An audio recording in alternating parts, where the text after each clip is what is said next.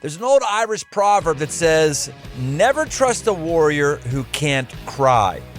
Jason Wilson is that warrior. He fights for freedom that so many men need. The freedom, wait for it, the freedom to feel. That kind of freedom is uncommon among men. He calls it emotional incarceration, the need to stuff down emotions in order to be tough, appear manly, or just make it to another day. His first book, Cry Like a Man, Fighting for Freedom from Emotional Incarceration, is an incredible autobiographical account of his life.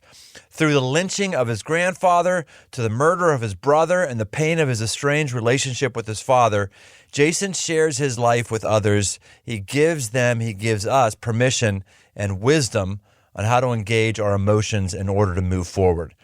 Spreading that freedom has become his life's mission. He's the founder of Metro Detroit's Cave of Adullam Transformational Training Academy.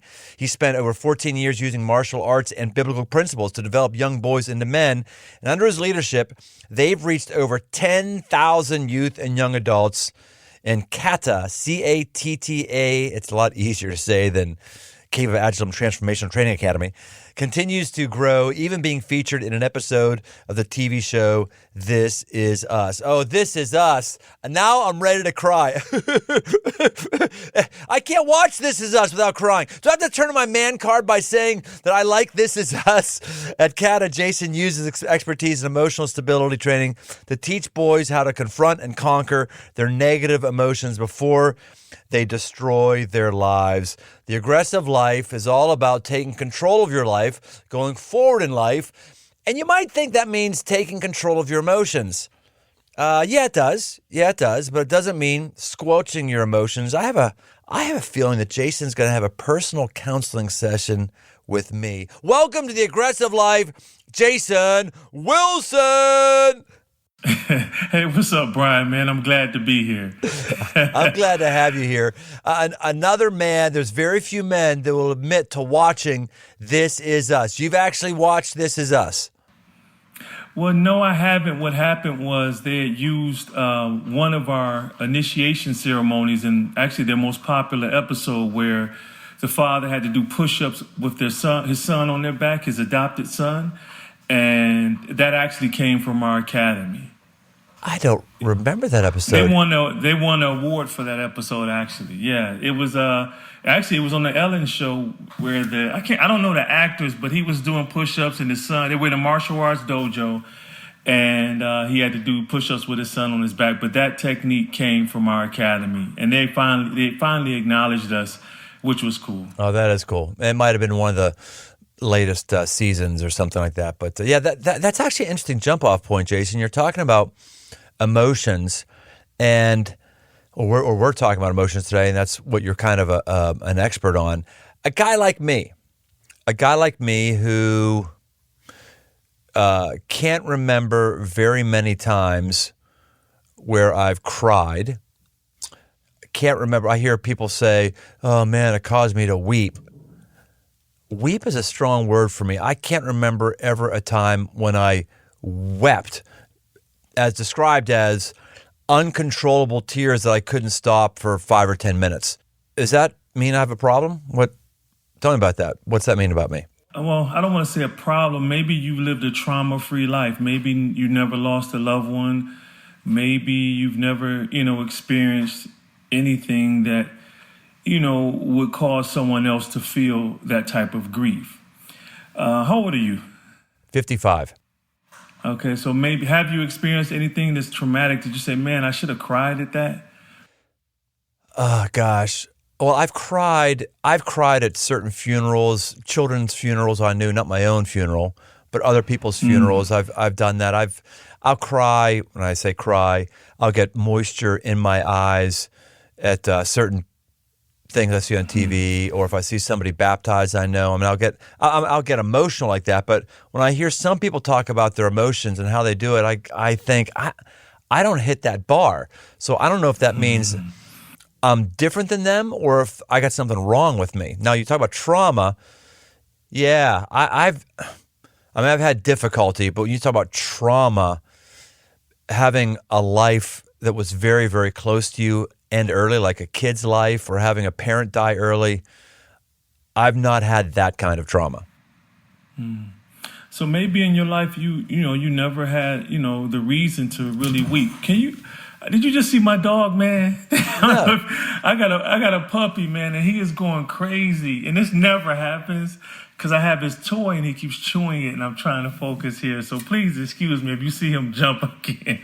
Yeah, this is my man. I'm looking at this dog, and you're a karate guy we're going to get into. You're a very, very manly looking guy. Your dog is not very manly looking, I know by the world's definition, but actually the poodle was actually an efficient hunter. Huh. But yeah, so I talk about it in my new book, Battle Cry. A friend of mine, he's actually a Cavapoo, King Charles Cavalier mixed with a poodle. And a friend of mine, when he found out I wanted a dog, he was like, man, what kind of dog do you want? And I told him a Cavapoo. He was like, a Cavapoo, man, you need a man dog, a Rottweiler, a German Shepherd, or what else did he say? Or a Bull Mastiff. Yeah, that's what I got. Come on now. Yeah. But then when he said that, I didn't address it at the time, but what qualifies those dogs as man dogs? And so I had all three of those breeds before, and I feel more of a man now than I did then. A lot of times we'll buy animals or clothes or something to overcompensate for really who we really are, what we lack. For so long I would buy the biggest trucks and things like that to be intimidating, but I wasn't comfortable with being comprehensive. So some of the greatest samurai wars, actually it's written that pretty much all the samurais had a fond admiration for cherry blossoms, the trees with the beautiful flowers. And so here it is, one like the greatest warriors of their time, loving flowers. You see a scene in The Last Samurai where he says, searching for the perfect cherry blossom tree, for your entire life, you would not have wasted a second. And so as men, we become only masculine. And especially men of the Most High or Christian men, the problem with that is we limit how much God, the Most High, could use us. So when he needs us to be compassionate, we can't. When he needs us to be nurturing, we can't.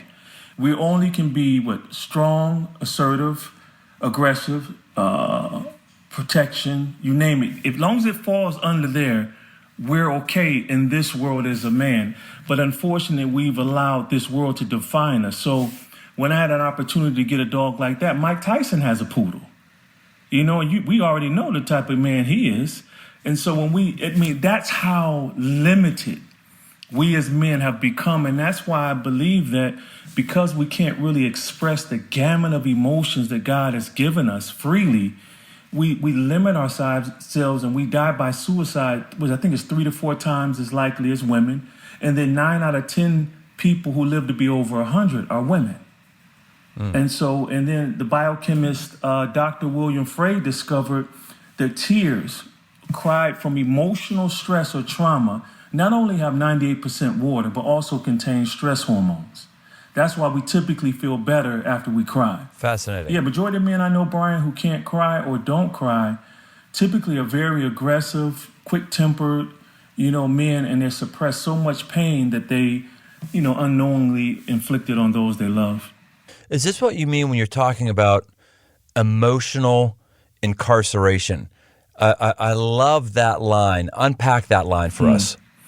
Well, emotional incarceration is a self-imposed sentence. It's a mental prison with an open door. Because at any moment, we know as men, we can walk out of certain situations, a certain mentality that we chose to keep us so-called safe. It's like the good men who are tired of being perceived as the bad man. Men who have been wounded and hurt and then have been teased for just trying to express that emotion to people, or being impassively dismissed by his wife when he's just simply sharing a concern. So we say, okay, cool, let me stay in this mental prison and keep my heart shut off from this world. And that's why I believe so many mighty men of God aren't really warring against what's going on out here in this world. And so emotional incarceration, you hit it on the head in the beginning. It's basically a sentence that we willingly allow ourselves to be in prison because we're tired of being impassively dismissed by this world, tired of not living up to the world's definition of what it means to be a man, and then lastly, tired of being impassively dismissed by the women in our lives or being called weak by the men in our circles. I like it a lot. That's why I watch This Is Us. This Is Us will get me a teary eye about, well, definitely every episode. My favorite show of all time was Friday Night Lights, because it was like every other episode in that it was like, oh, it's so good, it's so good. So I want to feel. Just when I hear other people talk about how often they cry or what they feel, I don't feel it as often as others do. I don't think, based on how I hear them talk about their emotions. But one thing I do know, Jason, is that the older I get, the more I feel. Is that, do you think, a result of spiritual maturity? Do you think that's a result of decrease in testosterone? Do you think that's a result of becoming more well-rounded? This is a common thing. As males, the older we get a little less driven and we get a little less emotional. Correct? I mean, what are you seeing on this level?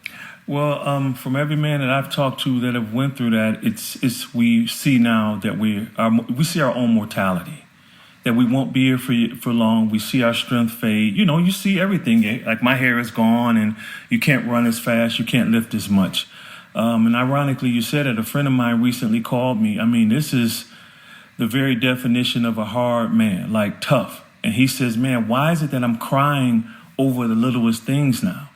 And I said, "My brother, you're backed up. Things that you should have cried about over the years, you suppressed. And because of that, the more that you realize that you're not going to be here forever, that you're not strong all the time, your body naturally needs to release all of these toxins inside." And really, that's why, I never believed in the concept of false masculinity, because masculinity itself is just an adjective. It's like saying false happiness. Masculinity is good. The problem happens, Brian, is like what you're saying, is that when we as men only live under those attributes, so now we suppress or repress everything that we're feeling that could be negative or hurting us. And now those toxic thoughts become dangerous actions. And so what's happening, man, we're backed up. And in a great example of Yeshua or Jesus, when he cried, like you said, wept over Lazarus' death, he had the power to raise him. Why were you crying? If you know you could raise someone, your best friend passed in front of you at dinner, you wouldn't cry. You say, "Hey, man, get up, Jeff. Let's go, man. That was scary a little bit, but you're okay. Let's go." But he stopped and released all that he was holding in, because it was the human thing to do. And as men, over time, the mind can only take so much, Brian. And I mean, just think about it, my man. It's like we tell each other, if we lost a game, or our wives, we're getting a divorce, or something, our son or daughter is disappointing us, what do we say to each other? We give each other a pound and say, "Stay strong, man. Stay strong, bro." And subconsciously, we're telling ourselves that being weak or being transparent or being vulnerable or feeling something is wrong with that. No man can stay strong all the time. And as men, when we can't allow ourselves to be weak, we stay in fight or flight response, because we're trying to be something we weren't created to be. And so now we're reacting, man, and it's hurting not only our lives, but those that are around us. Well, yeah, staying strong isn't defined by crying or not crying. I love that line, "Stay strong," but you can stay strong with tears down your face and doing the right thing. That's a big deal. Yeah, but also, but when we say, well, maybe it's just me and the guys I've been around, if you're hurting, we say stay strong, basically suck up what you're feeling and keep pushing through. Not necessarily, of course you want a man to, when it's time to exude strength, to exude it. Be strong. Like I have a concept I train all our boys in martial arts. You got to know the lion and the lamb. No one wants to be a lion all the time. Even the lion isn't. He sleeps, the male lion sleeps almost 20 hours a day. It's unhealthy for humans to stay in fight or flight, that you walking around just tough and just, what's happening? I'm ready. No one wants to be in that state. And so what I say, when it's time for that lion, when the hyenas come to the pride, you become the lion and you dominate. But once you deal with the situation, once you deal with a disrespectful coworker or whatever it may be, You reset back to the Lamb so that you can be mentally healthy. I want to get to the lion and the lamb in a moment. That's really good. But you already said something earlier that's just a world rocker to me. That passage, the shortest verse in the Bible, if you're ever in a Bible trivia contest, what's the shortest verse in the Bible? It's that one. Jesus wept. And you just mentioned something that I've never considered before, because I've preached that passage before, and I've always wrestled with why in the world did he weep? One of the theories out there is that, one theory is he wept because he thought Lazarus was over and done, and he didn't have a total inspired moment to bring him back from the dead until after he wept. That's one idea. Another idea is he knew that Lazarus was in heaven, and he was weeping over the fact that he was going to bring him back from heaven to this hellish world. That's one of the reasons why he wept. Or he wept because he saw Mary and Martha were bummed out. His family. I hadn't thought before, though, that he wept because he felt emotions coming on, and he just wanted to feel. And on top of that, the science of, you're saying the science says that as our tears come out, certain hormones and stress inducers come out. That's what you're saying? Yeah, stress hormones, and you can Google it. His name is Dr. William Frey. And stress hormones get excreted from the body when we cry. And I typically, I used to be real heavy in commentaries. You preach, so I stopped doing that because a lot of times we end up saying or thinking about things that aren't there. So I first try to just stay what's in the scriptures. He was heavy-hearted because it's his best friend in Christ, of course, being God in the flesh, as we know. He still was part human. And just like us, say if something happened traumatic, we cry and release it. And because he did that, what did he do next? He gathered himself and rose his best friend from the grave. And as men, I know about myself. When I'm able to decompress, man, I'm able to make better decisions. I'm able to respond instead of react. And so when I saw that, it just jumped out at me. And I'm like, wow, here it is, just a powerful man just saying, I need to release this. And you knew he was a freak, a comprehensive man, because he cried through the streets of Jerusalem because he said the people were like sheep without shepherds. Yep. He's crying freely because how do you not cry at that? I mean, if you really care, if we really believe that the Most High and Yeshua Jesus isn't crying every day that they look at this world, something is wrong. Because the Bible says clearly we can grieve the heart of God. You start that all off by saying that Jesus was a man. He was a man. He was also God. You know that. But I don't think his weeping comes out of his humanity. We're created in the image of God. So there's things about us that the animal world does not share. The animal world doesn't weep tears over emotions. That's yeah, but that doesn't necessarily mean it's only divine. So again, like from a science standpoint, okay, the human body needs to. That's why God created these tears, for us to release those toxins out of when we're hurting. In that instance, because again, you can release tears if something gets in your eye, reflex tears.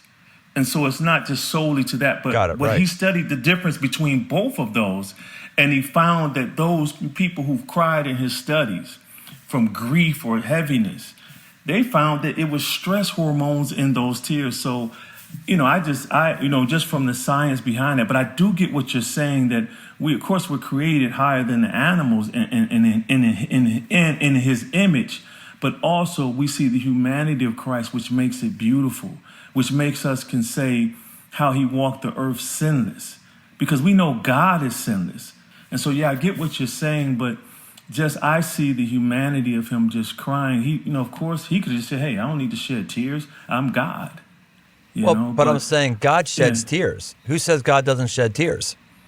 We say there's I'm just saying, it's an assumption. I mean, it would be wrongfully to assume that the God who is love don't cry. Right. But we know God is spirit. Right. So we don't know what tears look like coming from a spirit being. Okay. We will only assume because it's not in scripture. But physical tears only come from the human being, far as we know it was written in those 66 books. I just think what I'm tapping at here is, I think it's as healthy as possible. It's very healthy for us to try to bring our emotions alive. And so Yes, I put myself out there on the table with you saying, hey, I don't know that I'm crying as much as the average person because I want to cry more. I'm not saying I want to go into a corner of the room and suck my thumb and murmur "mama." I'm not saying that, but I'm saying part of being an emotional, it's a blessing from God, and we shouldn't be capping it down and tamping it down. Well, I mean, you have to answer that for yourself. I mean, I wish I stayed near you, man. We could kick it more, but I mean, you would know out of everyone if you're suppressing what you're feeling. And so, that's something you have to reflect on, my friend. It's like, okay, am I holding these tears back because people are around? Because baptism, especially, I broke down several times when I know where that person came from. I can't hold it back. When I'm praising the Most High in a gathering, I'm screaming hallelujah. I'm letting it go, and I'm crying. I fall prostrate before him like David. It's like, how can I not Calm down, cry Jason. out? Calm down. Okay, You're getting too emotional here. You're getting excited. Stop. We don't need a man getting excited and getting emotional here on The Aggressive Life. No, we just want dry concepts. I'm sorry to cut you off. Keep going. No, that's funny. That's funny, man. Hey, it's so true, man. But yeah, man, it's like so much. I will hold my tears back and like, this is absolutely beautiful. This deserves for me to cry. Like when my son says, Dad, I love you for being a better dad than your dad was to you. And so instead of me, I'm like, okay, thank you, son. I love you. And I walk away from it. No, I hugged him and I said, son, I just gave you what I longed for. And we cried. Now that's a memory in my mind and in my son's mind that will last forever. I can't blow that anymore trying just to be masculine. He knows I'm a protector, but he also knows I'm a lover of him. I love him and I'm a nurturer. I'm compassionate.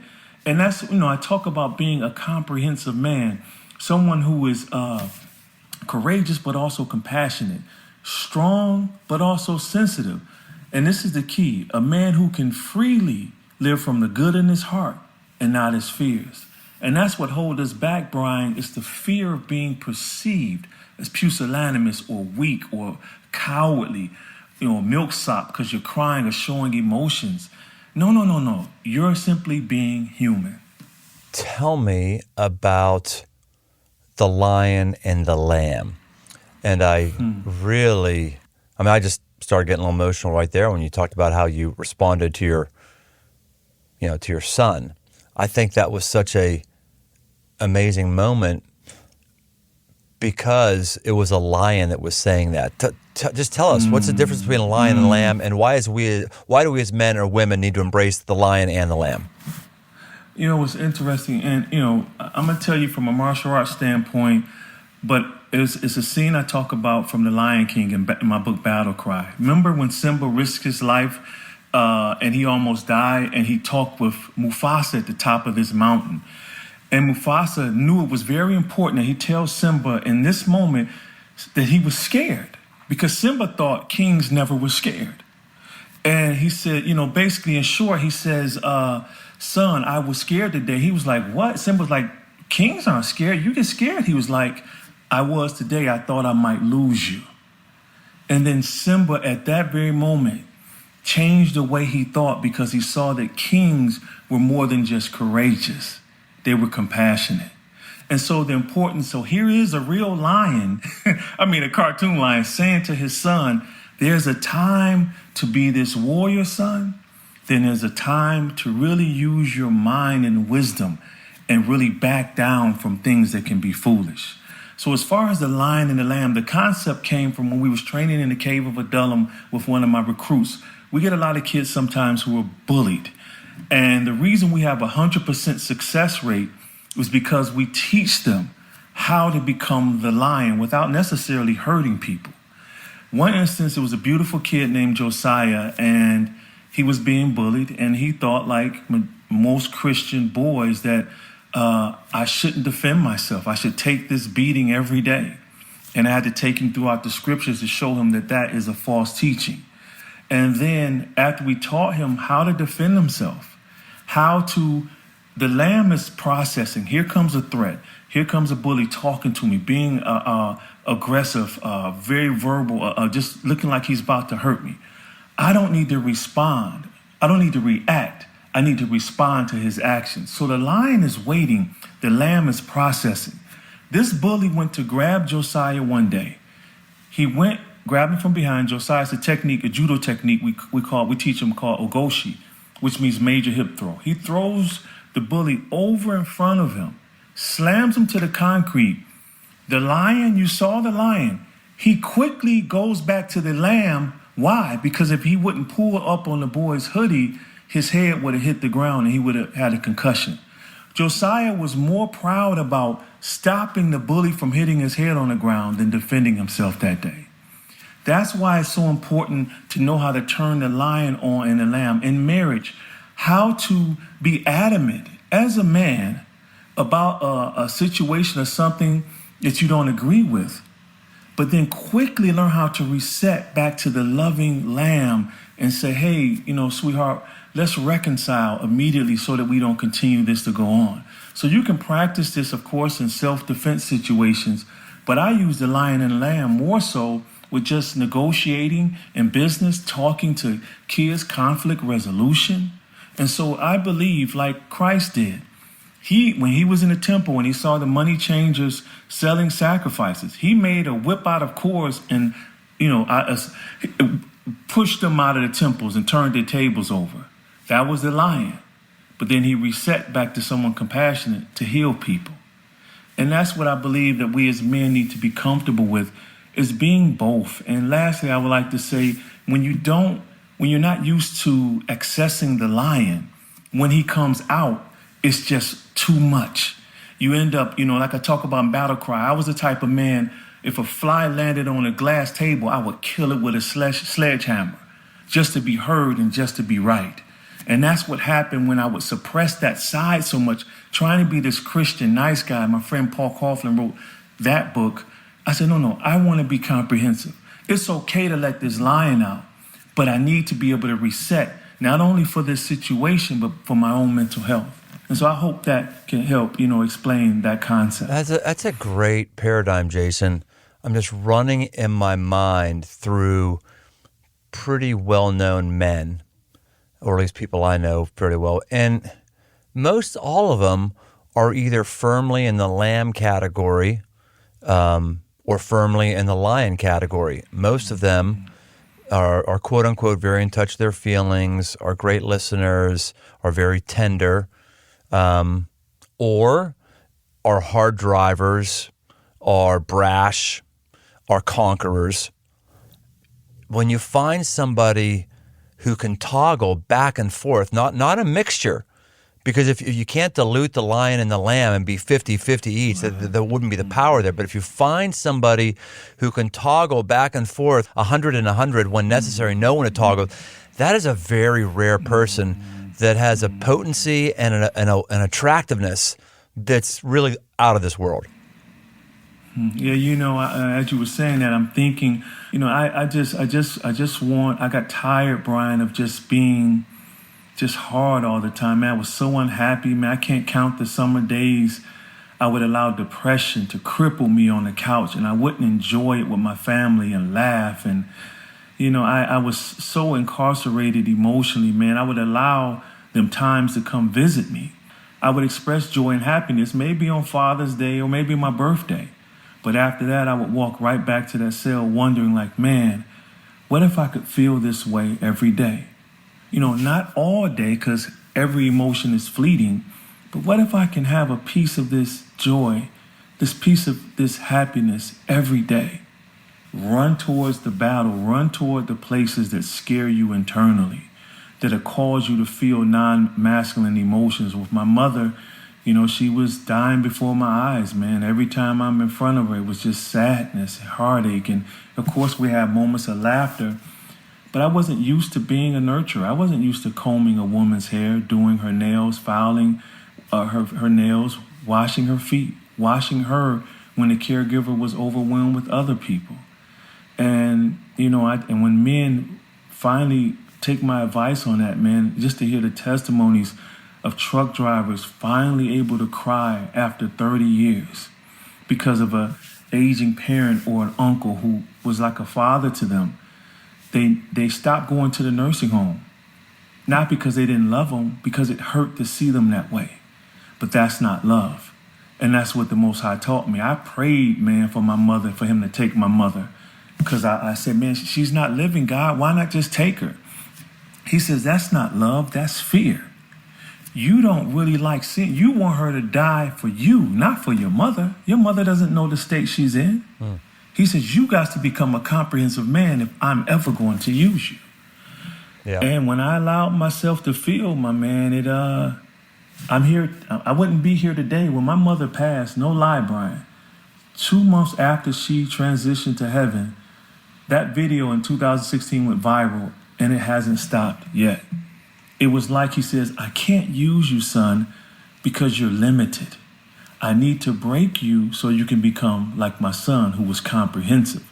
Now I can use you the way I need to. And so it hurt a lot, man, but I wouldn't trade the experience for the world. I just got tired of living that limited life. What's the YouTube video you said that went viral? I'm going to have to check that out. What is it? It's called Breaking Through Emotional Barriers. Okay. On YouTube, I think it has about almost 2 million views, but worldwide it's over 100 million. I was on Dr. Oz. I mean, you name it. And that's where This Is Us, when you see it, you can be like, oh, man, now I remember, because it was the early years of the show. It was 2016 when they used it. And that video struck a chord with so many men, because my recruit was trying to break a board, which we use just symbolically to show that they have a basic understanding of how to break through emotional barriers. And this kid had broke the board easily the week prior. But when he was tested, the pressure was there, and now that board became a fear of failure. Make a long story short, he couldn't break it with his non-dominant hand, started crying. And I said, what's wrong, son? I said, it's okay to cry. We cry as men. And I dropped to my knee and counseled him through his fears. And then at the end of the video, he broke it. Man, we had to shut down our nonprofit, the Union, Brian, for 2 days. We had so many calls from men all across the globe crying to our women's staff, saying, I wish my father would have did this. I wish my coach wouldn't have cursed me out every time I made a mistake. I wish this would have happened. I want to be free. I'm tired of not being able to say I'm tired. I thought it was a black man's issue, because of all what we went through in this country. We had to be hard. We had to be protectors and providers. But when those phones started ringing, and my brothers from another mother from different cultures was calling, crying, and weeping on this phone from Germany, Australia, God was like, it's not a black man's problem. It is a man's problem. And I want to heal my men so that they can heal their homes and communities. Yeah, you got to spend some more time with white people like us. You'll find out we're just as jacked up as you. Whitey's got problems too. Whitey's got problems, I'm telling you. Hey, listen, I have in martial arts, we don't have those barriers, those racial barriers, So I have a lot of good white friends of mine. One of them, my friend, he's Irish American, and he told me, he says, look, man, he says, you will see the home and the car and the wife, husband, the dog barking. He says, don't be deceived, man. He says, we're hurting just like, it looks different. And matter of fact, my psychotherapist is white. What's funny, his name is Dr. Tim Bro. So my wife knew at the time, I said, I need a black man. That's only a black man can understand what I'm going through. And so when I saw Dr. Tim Bro, I thought he was a brother. It was just ridiculous because I saw a bro, so I thought he was a black man. So when I called him, I said, so you're not African American. He fell out laughing, and to this day we still joke. He said, but no, I'm not African American. I am a white male. Who and he told, and this is when the Most High showed me. He said he doesn't really need to know your culture. He needs to understand trauma. And Dr. Tim Bro is one of the best. He's helped save my marriage. He helped ushered me through emotional incarceration. There's other great ministries that do experiential trainings like The Crucible. You got to look them up, man. It's a very powerful national men's ministry that make you relive so you can revisit the trauma so that you can heal it. But I had to stop allowing those barriers, man, because it was hindering my blessings. And that's why, my grandfather was lynched, as I talked about in Cry Like a Man. And, if anyone could say I would hate a race, I could. But I have too many loving people in my life, man, who are white, who are Asian, and other ethnicities, who dispel the lie that some cultures are innately evil. So I'm not going to allow my lens to be tainted in a way where I miss the love and blessings of so many people. Yeah. Is this the kind of stuff you talk about in your upcoming book that releases real soon? Actually, by the time this podcast comes out, it should actually release. This is September 13th. It comes out on the 21st. Battle Cry, Waging and Winning the War Within. You got a little Cliff Note version of that for us? Yeah, well, in short, Cry Like a Man was to teach men how to break free from emotional incarceration. Battle Cry is to teach you how to stay free. So men were saying, man, I need the how-to. Let's deal with the fears that's internal. It's easy for us to fight with our fists and deal with everything around us. The hardest thing for a man to do is to deal with himself. And that's what I'm teaching in Battle Cry. Everything that helped me wage and win the wars I face every day. It's the fight we're going to fight until we're gone. And that's what Battle Cry is. And I deal with topics that, we avoid as men. I don't care if you're a believer or not. Chapter 8 is called Sexual Self-Control, where I talk about, the misogynistic mindset, the things that we do as men, not only offend the Most High, but are destroying our women, destroying the mentality of our sons and how they view women. And so those are the type of things I help men with. And my wife loves the book. She says, you need to promote it to women because although you wrote it for men, the principles are universal. So I'm just hoping, Brian, it, of course, empowers the men and help us become comprehensive, but also for women as well, because, I just feel that I can't wait to see the day when we as men become healthy and whole, when we finally can sit back and allow our women to cry to us, allow our women to release all of the pressure that they deal with daily, that they have to suck up because they have to do everything else to support us. And so that's my desire, and I'm hoping that people will get it and that it would be a blessing.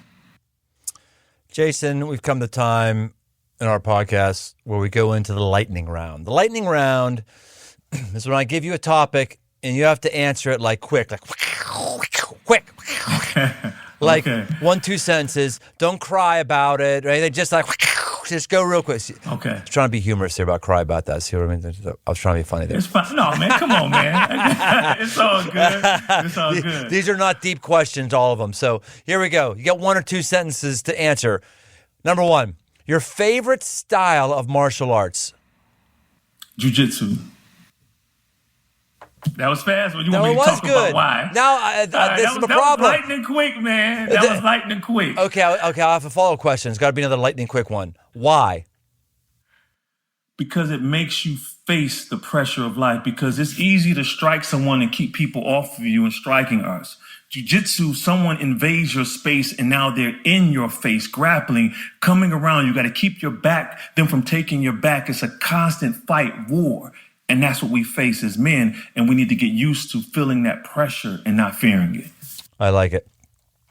You used to be a big hip-hop artist and producer. One artist, current or former, that you'd love to produce a song for? Man, that desire is gone, so let me... Yeah, I don't have that desire anymore. So I'm sorry. This is the calm before the storm. No, that's okay. Let's stop right there. Let's stop right. So you answered. That's fascinating. Okay, now I'm going to go off lightning round. You don't. So what happened? God just removed your passion for music or interest for it, or at least to a different level? Tell us about that. Yeah, because when again, even what I'm doing now wasn't my desire. I always had a desire to mentor boys and help men. My name, heck, it translates healer. But music was a personal desire of mine, man. And unfortunately, it wasn't a part of his will. And so I had to let it go. And in that, I found great peace and direction. I call it my shadow mission in Battle Cry. I talk about how we as men need to abort our shadow mission so we can live in his present will. But yeah, he just removed the desire. I still practice my guitar. I love music. I eventually would love to be great at that. And that's just a personal goal. But as far as spending hours of time in the studio producing music and just to put a song out, for where I am in my life, it's just meaningless right now. Cool. All right, back to lightning round. A man you admire. I have a lot of men. Wow, jeez, that's a good one. Man, I hate to sound super spiritual, man, but Can't say Jesus. Do not say Jesus. Okay. Can't be in the Bible. No. No Bible answers.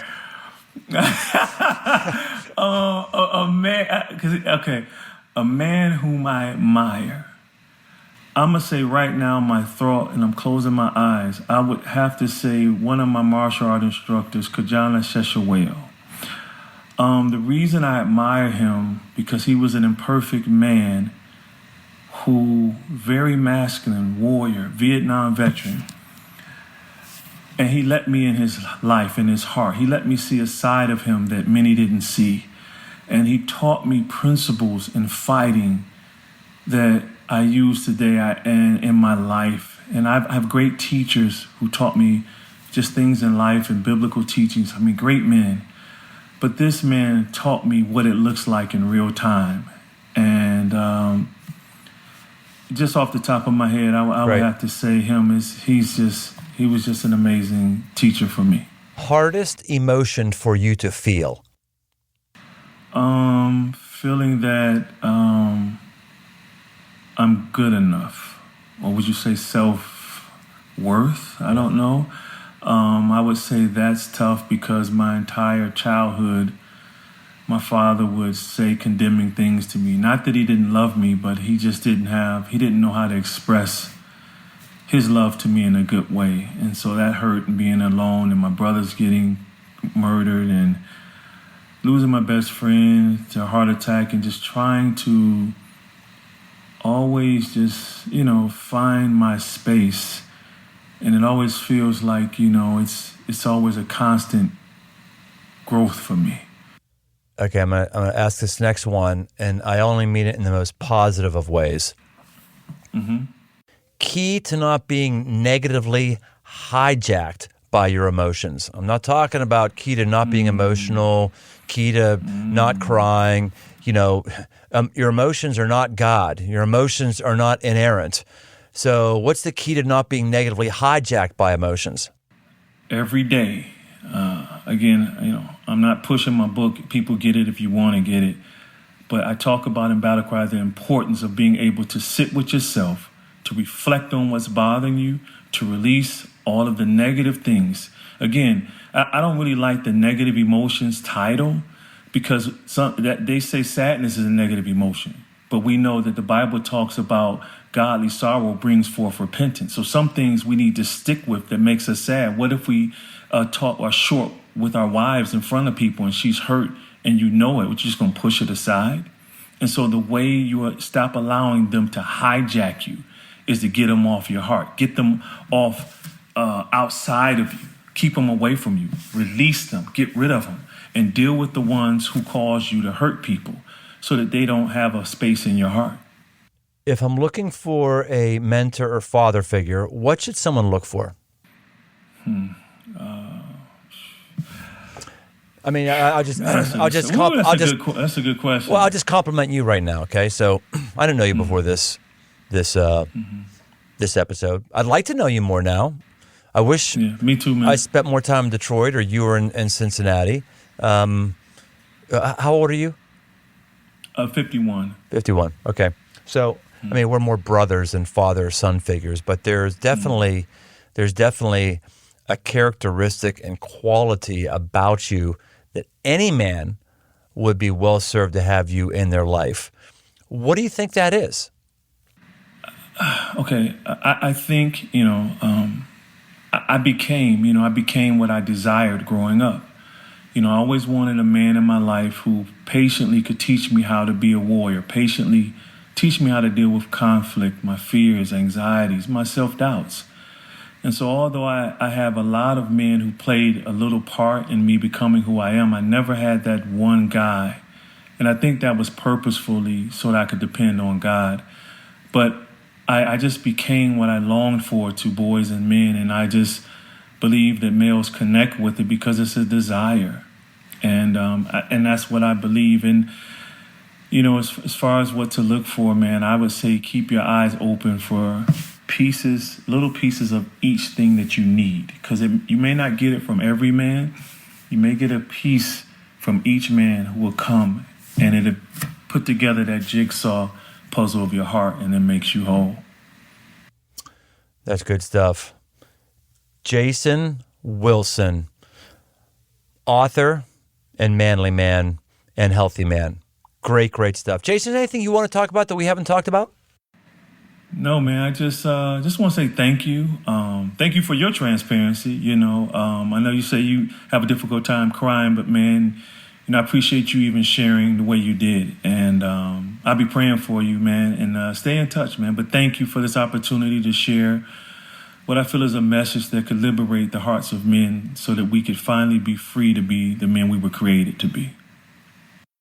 Great stuff, Jason. If someone wants to learn more from you or follow you, how would they do that? My handle on all social media is Mr. Jason O. Wilson. That's MrJason, the letter O, WILSON. And our nonprofit website is theunion.org. That's the union with the letter Y in front of union, and the Y is for youth. Jason, I used to have some family that lived in Detroit. They don't anymore. I'm telling you right now, next time I get to Detroit, you and I are slamming some beers. And hey, come by, man. I would love to meet you, man. And I'm definitely open, man, to fellowship. Okay, and the next time you're in Cincinnati or anywhere near here, you do the same, okay, brother? I want to come back to Cincinnati so bad, so definitely I'm going to look you up. All right, guys and ladies, there you have it. We've got another episode of The Aggressive Life, and we're also just trying to redefine for us for what aggressive is. Aggressive isn't this hard-charging, take no prisoners mentality that tells me I must always accomplish, I must always achieve. That is part of what may happen to a higher degree if you're aggressive. But there's also the softer underside of saying, why am I feeling the way that I'm feeling? Why am I doing what I'm doing? Why am I not feeling what I'm feeling? Am I trying to stuff my emotions? What's going on there? It's aggressive to take a look at those sorts of things. And Jason O. Wilson has helped us today. So that's it. We'll see you next time on The Aggressive Life.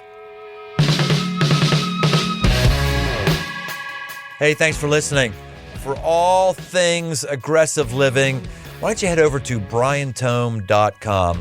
Find my new book, Move, a guide to get up and go forward, as well as articles and much, much more.